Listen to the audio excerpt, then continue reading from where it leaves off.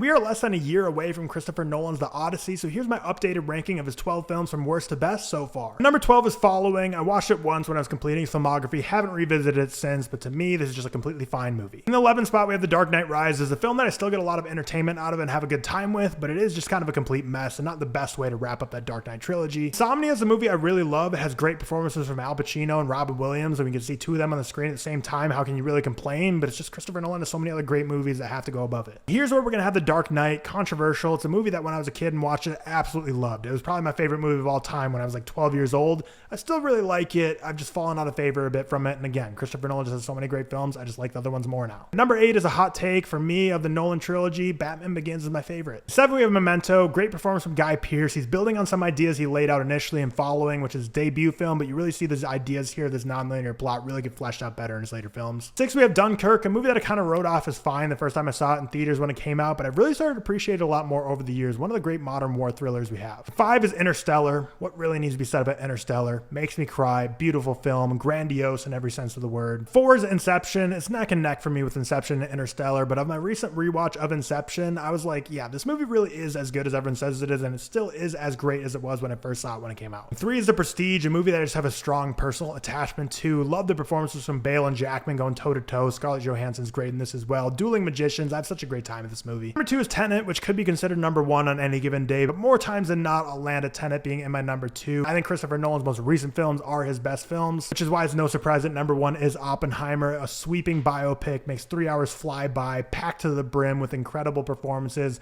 Christopher Nolan firing on all cylinders, everything in his career built up to this moment, and he absolutely knocked it out of the park and was showered with awards, deservingly so for it.